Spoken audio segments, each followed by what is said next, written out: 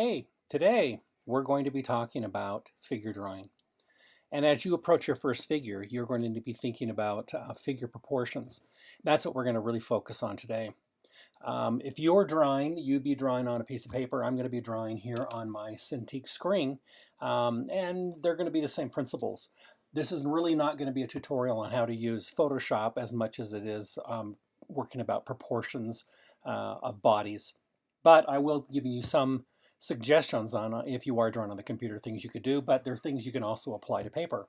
And speaking of paper, I would recommend that you're drawing on something that's about 11 by 14 like this paper is here. It's a good size so that when you have the finished drawing, you're looking at a figure that's large enough, 10 to 12 inches, that we can see full detail. It allows you to have a better drawing proportion that helps you get the detail in that you need to be able to get.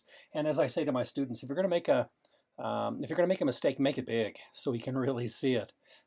That's why I like 10 to 12 inch figures. All right, I'm going to be using Photoshop, as I said before, so I'll open up Photoshop.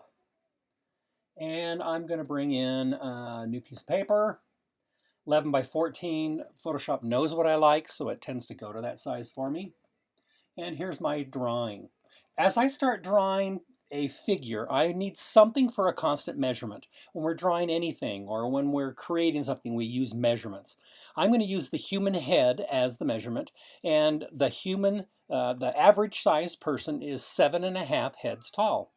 Now, when I say a head, I'm talking as head, top to bottom, like this, not side to side. That's a different measurement. So even when I'm doing widths across the body, I'm going to take the head and turn it sideways to get that measurement that I need to get. So we'll start by drawing a head. And if I drew a head on this piece of paper and measured it out, 1, 2, 3, 4, 5, 6, I'm off the page at 6 heads, which lets me know right now that that head is too large for this piece of paper. So one of the first things I can do is make sure that my figure is going to fit on my paper and be where I want it on the paper by just drawing the head. I'll make one smaller. Here's a head that we'll use for this one. 1, 2, 3, 4, 5, 6, 7 and a half. Okay. I know this figure is going to now fit on this piece of paper, and I know kind of where it's going to fit on the paper, and I'm going to use these marks for different lengths of the body as we work along. The next thing I need to have is a center front line. So I'm just going to drop a line from the center of that head all the way down to the ground. And now we look like we have a balloon with a string tied on it that is adhered to the ground. What we really have is the human head and a center front line down the center of the body, which we'll use for figuring out proportions from side to side. I'm going to cut the second head in half, and then I'm going to cut the top of that in half again, so I have quarters. And then I'm also going to cut the sixth head in half. All of these lines now will mark different points on the body. Let's mark them for ourselves. Number 1, of course, is the human head. Let's just label that one. The next mark is the neck. That's the quarter mark past the first head. The half mark is the shoulders. And the first full head after the first one, which is the second head, therefore, is the bust point, or the chest measurement. The next mark is the waist. The next is the low hip. Then I'm going to skip this mark and go right on to the half mark of the sixth head, and that gives me the knee. And again, passing the next one up and going right on to the seventh head mark gives me the ankle. And the last mark, of course, gives me the ground, from the ankle down to the bottom of the foot. These are the lengths that I can use now in helping me proportion out the body on the piece of paper. Now, I don't need these. You may for your drawing, so you can leave them on for you, but I'm going to erase those. And I'm going to start doing some of the widths on this body. But because I'm in Photoshop, I am going to create a new layer. I'm going to call it Body. And you can see now that I have a layer above my background where I have all my marks for the lengths. And I'm going to draw on the second layer because the layer allows me now, if I did any drawing on top and I wanted to erase and I didn't want to erase those marks that are below, because I'm on a separate layer, I can actually erase all of that I just did without affecting the lines below. That's advantageous in drawing in Photoshop. Now, you could do the exact same thing by laying a piece of tracing paper over your drawing and drawing on top and still seeing what's below. That's the same effect. Time for the widths. As we draw, I'm going to be drawing a female on this side and a male on this side, just so we get the proportions down and figure out the widths and how they work proportionally. Let's start at the neck first. On a man, we come right out of the base of the ear. Women, we might come in just a little more towards the center of the body. But, you know, some women have thicker necks and some men have thinner necks. So it really comes down to the kind of character you're trying to draw.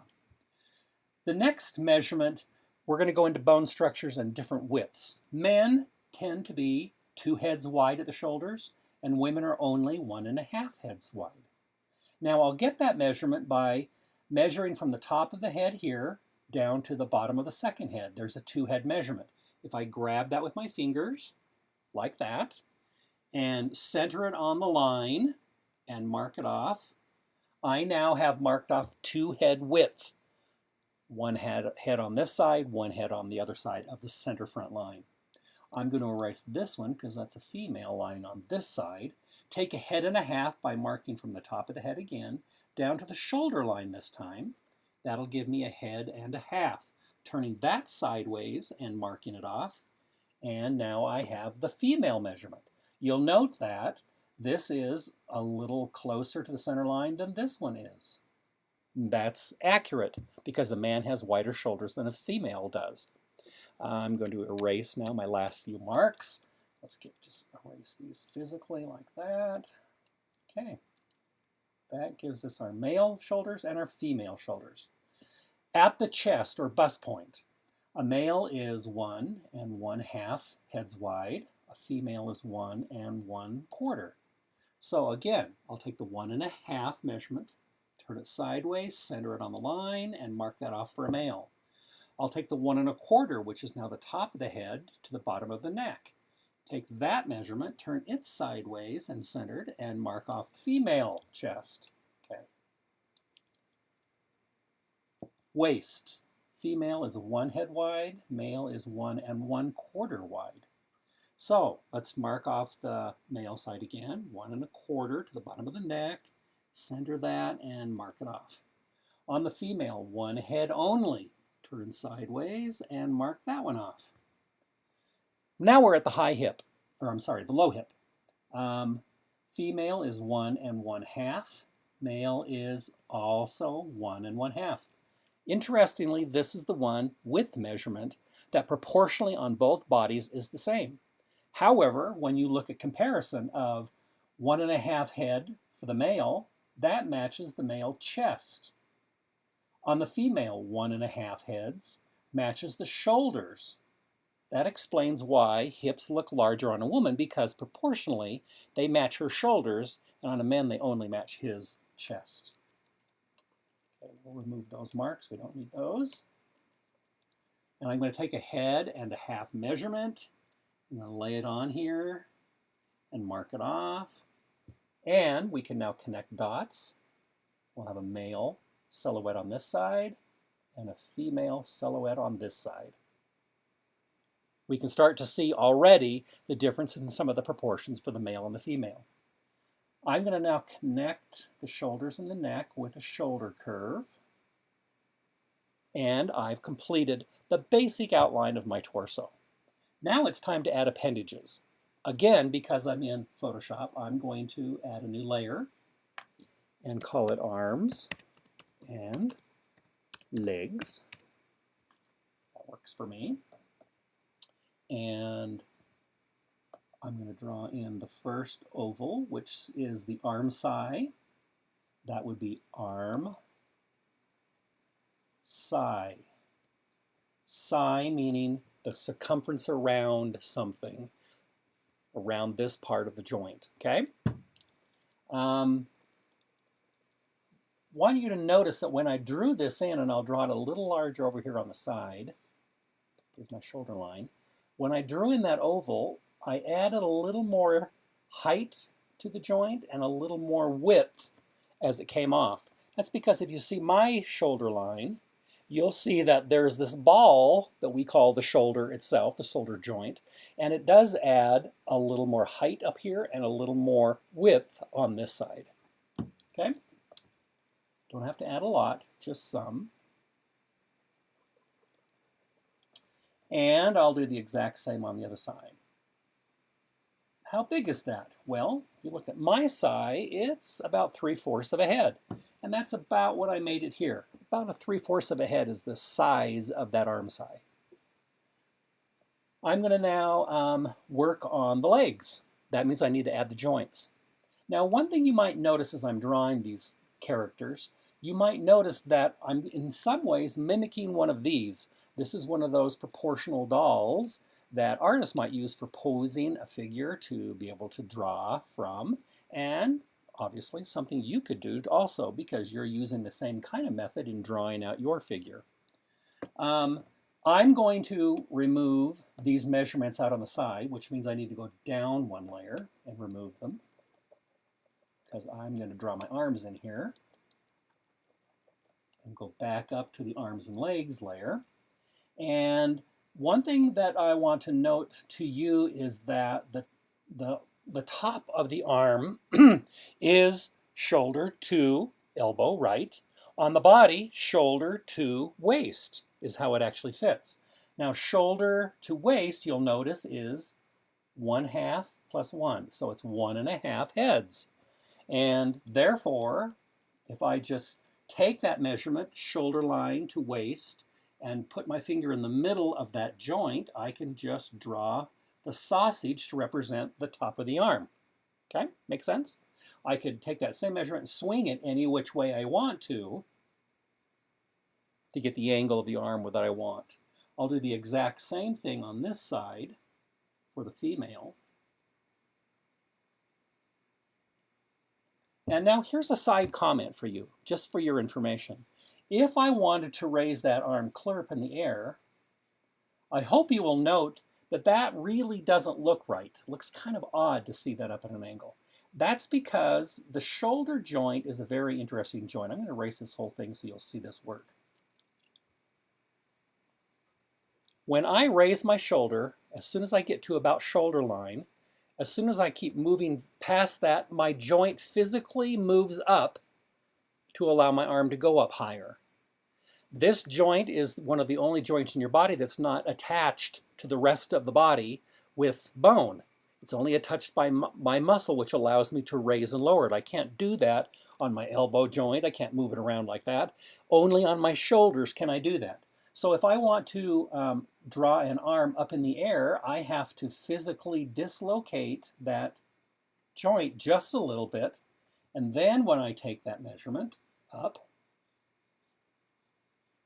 it will look a little more natural because that's actually what would happen. I would dislocate that shoulder up to get it into the air. I'm not going to do that for the finished drawing though, so I'm going to go back here and redraw that joint back in and give her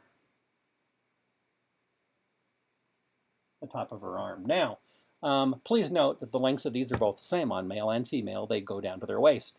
And if I drew an arc at the waist, you'd see that the elbow would stay within that region. Make sense? Okay. Right now I don't need that, so I'm just going to erase that off. Lower arm, elbow to wrist. Happens to match waist to low hip.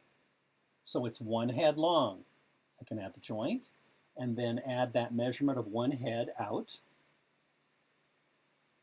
and get the lower part of the arm in any position I want it by swinging it around on the joint. Okay, some limitation, of course, because I can't bend past this straight arm position. Only can I go in about this one side of the joint can I move on. Okay, I'll draw in the wrist. And we'll stop here for right now and come back and do the hands a little later. I want to now approach the hips. And I want to talk back on this doll one last time.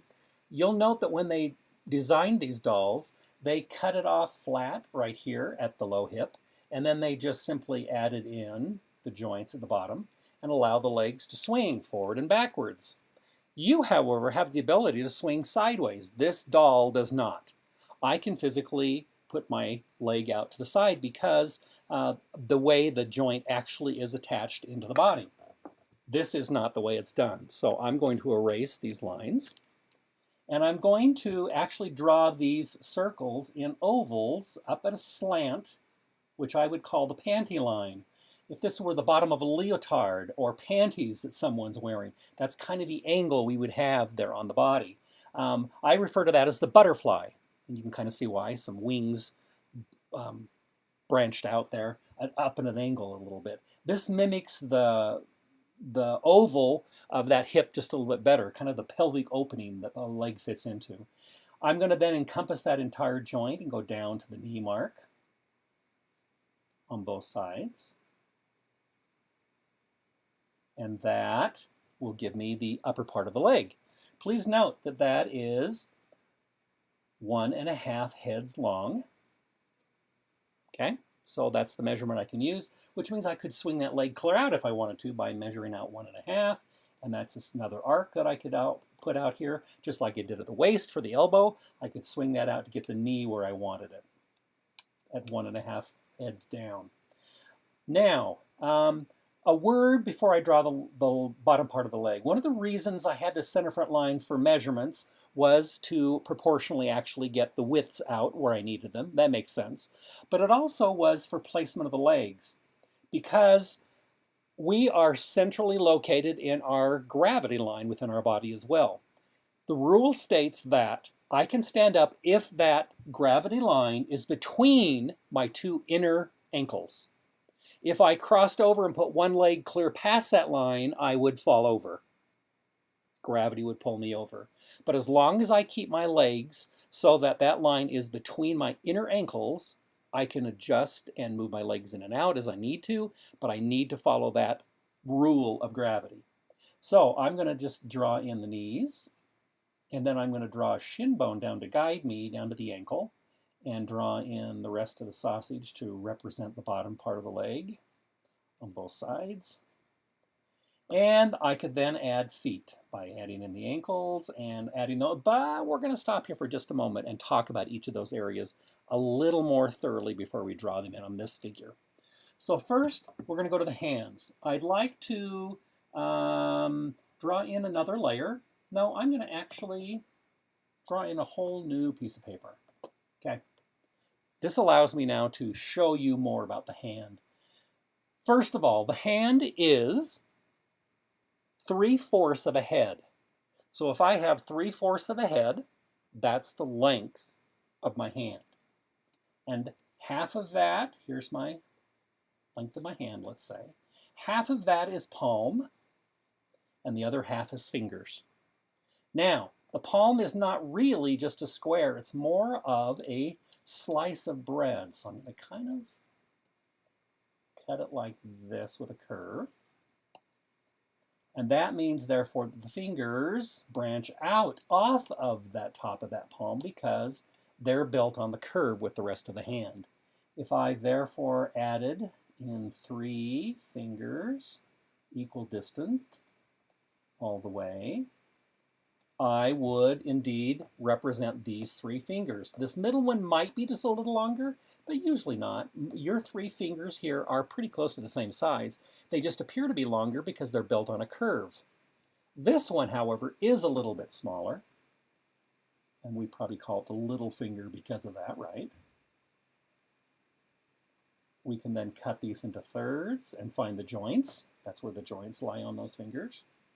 If we add a ball that goes off the hand and eats about 3/4 of the palm and bring out this first joint of the fingers, I will find the thumb. That's proportionally about right for the human hand. That's about what it looks like. There's my hand compared to that hand. Make sense? Human hand is very hard to draw. We'll come back and do this when we do figures later on and learn some of the intricate nature of the human hand and the different poses and shapes we can get with it. Okay? That's the human hand. I'm going to get rid of that picture. Come back and we can draw them on here now. So I've got 3/4 of a head, which is about that much right there. I'm going to draw half of it being fingers, half of it palm. Draw the fingers on there. Draw the ball, and I've got a thumb. Okay, so there's a hand. On this one, I'm going to only draw the palm, and I'm going to have the fingers folded up behind. Okay? We're going to be drawing your morgue pictures, and you're going to learn to draw hands in different shapes and learn some quick ways of drawing hands like this quick one here that allows you to just have a hand hanging on its side. Okay? We'll look at that later also. Now let's talk about feet. I'm going to bring up another picture for you so we can draw the feet. And to do those, I'm going to do them in two different pictures. From the front and from the side at the same time so you understand how a foot works. First of all, we need to know that here's the shin bone coming down. We need to remember that our legs actually are in compound angles to our ankles. Out of the knee, our legs come in together towards each other, which is why when you walk, you might brush your inside ankle, right? Because it's coming down and close to each other. So there's the angle of the legs coming in, as it were, towards the ankles. Then the foot itself then splays outward from that. So we have this angle here and then out for the rest of the foot, that direction. Okay? If I'm drawing it from the side, here comes the ankle down. Here's the leg. And then the foot comes out from there. Now we might ask, how big is a foot? Glad you asked. One head. Makes it very easy. So you can actually measure out your feet. On the one coming towards us, the one that's standing out towards us would be foreshortened. So we're not going to get a full head. So cut that one off just a little bit. But to actually draw the feet, we need to think about the number 8. So here's an 8. And this is also another way to draw an 8, right? We're going to use both of those in showing these different feet. We'll use this configuration, the continuous 8, or infinity, right, to find a side foot. And we'll use this one to show the back heel and then the ball, or the front of the foot, in front of it. So the two number 8s will help us. If I then draw the heel and then I get the arch, I'll then get the ball of the foot. I can add the toes that'll show off the side like that. And if I draw this one, I'll find the heel of the foot, the indentation here that we have that's part of the arch. And then I would add the big toe, the little toes, and proportionally work that foot in together like that. Please note something interesting. The center of the foot is the second toe on the foot, not the big toe. Your shoes are built to aim to your second toe. So as you draw the center of your foot, draw towards your second toe. Okay? Very simple. If I were now to add a layer to this one, I could go back to the bottom and I'm going to actually lift that and duplicate the layer, which allows me then to go to the background and delete it and make it white. Now I can go to this layer that has all my markings on it and I can turn the opacity down, which is the same as maybe putting tracing paper over something, right? Simulating that. This allows me now to go to the third layer and I can now do the finished drawing of the foot over the top, cleaning it up as I go. Show the toes going off on the other side there. And a word as I get to this part of the ankle. Because the ankle is built perpendicular to the shin bone, Notice the angle that I'm going to get. And the inside ankle is higher than the outside ankle. That explains why when you buy shoes and you wear something on one of the ankles and get a blister, it's because you're usually going to get it on the outside ankle because that is the lower of the two. Get rid of this. Draw in the ankle bone. Follow the heel around. Get the front of the foot. Draw the toe and its toenail. So we see the top of the foot there too. And that gives us a fairly good foot. Front and side. Okay? Here's the ankle bone on this one too. The number 8 helps us discover both of those. Now we'll take this, that, and come over here and apply this. Use this to come down to the shin bone, or the ankle, the shin bone, and then splay the foot out. We'll actually transfer this over a little bit and get the shin on the side over here a little bit so that we get to draw sideward. Take my one head measurement, draw in my 8, get the shape that I want, draw in the foot, do my other 8 to land this foot. Oops, let's get it over further. Back it up just a little bit. Forgot to follow this line out a little bit better. There we go. Now I'll get the foot out here and the toes. And we'll get some good, fairly good proportional feet on there. Now, again, remembering this can't be as long as your head. And I may have gotten that just a little long because it should be coming towards me and been a little foreshortened. But now I've added hands and feet to my drawing. Obviously, I'm going to need to have a face there also. Okay. To do that, again, let me give you a new sheet and talk you through the human head. Let's draw a large one so we can talk about it. Once we've got the head drawn, I'm going to cut it in half. Please note that when I cut a dimensional rounded object, I'm going to use a curved line to do that. If I draw straight lines, I'm going to wind up with very flat faces. So make sure and draw the curve in, and you'll be happier with your faces. It's cut in half, and then I cut each of those in half again. So I've got 4 parts of the head. The first quarter of the head is hair. So this is where the hair would be. Would stand off the head just a little bit and dimensionally build out the head just a bit, leaving 3/4 of the head, or 1 hand, as you remember, for the rest of the face. And those are cut into thirds. Now let me show you the magic of the thirds. So hairline to bridge of nose, nose, and nose to chin are the thirds. Okay? Mine's a little proportionally larger here because of my hair receding. But we are all proportionally somewhere within that range. Here is, I can draw the center front of the head, and I can then draw in the nose for this guy. His eyebrows would be a little bit above that, like that. And his eyes would then be just a little bit below that line. Now, note something else.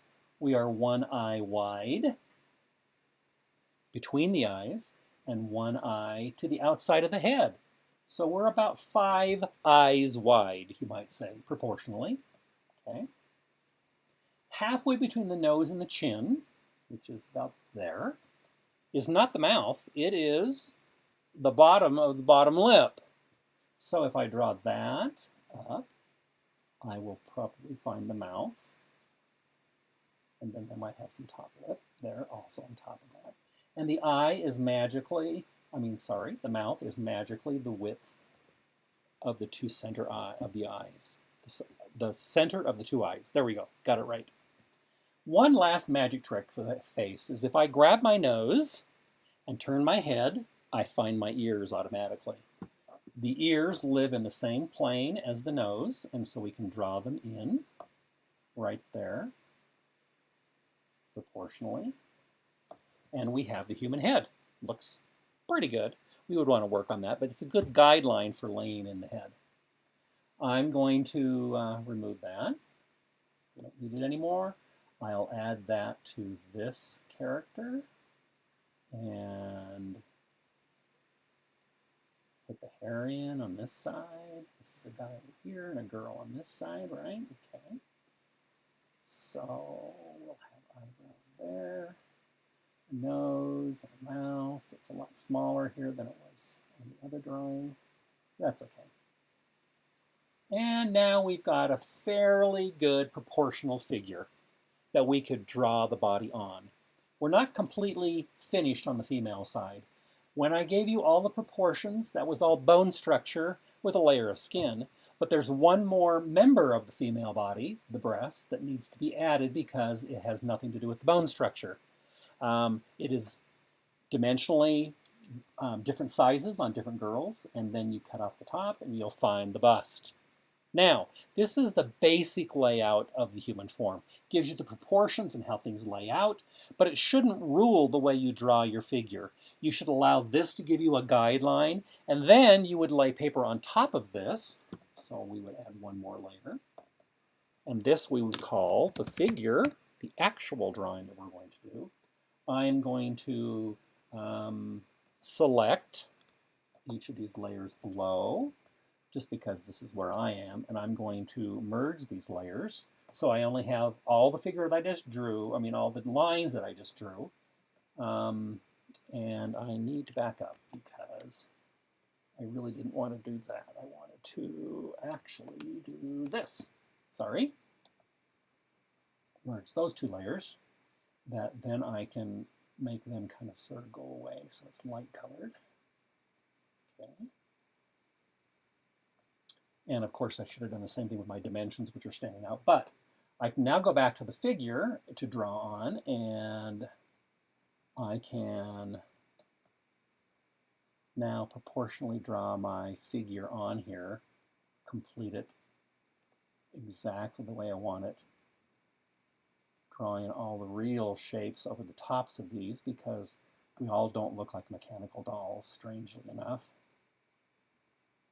Draw some of these in very quickly for us, and we'll come back and talk about this later on.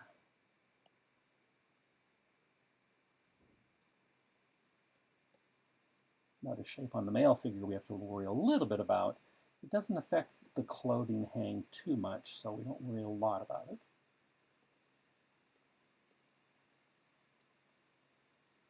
Female tends to be maybe just a little thinner, not all.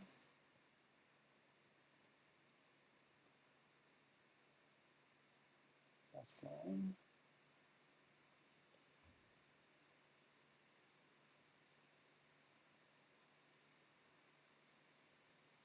Draw the body on top there.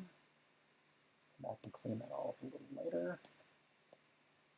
And now if I hide these other two layers, we'll see a little bit of what, I don't want to actually get totally rid of that, what it might look like if we removed all the other layers and just had the skin tones in there that we wanted. And then you have to come back and adjust this, of course. But now that I've drawn a body over the top of this, you'll see that I can start playing with that and getting the shapes that I really want. Working proportionally on the right figure because we've taken the time to proportionally draw out the skeleton underneath. So I hope this helps in figuring out how to draw the human body. Now, I would recommend you don't draw half male and half female. I would like to ask you to draw a male on one paper and a female on the other piece of paper using the same technique. In class, we'll work together and do a few of these and hit the question problem areas that you might have. Enjoy drawing bodies, and I hope this helped in understanding the human proportions.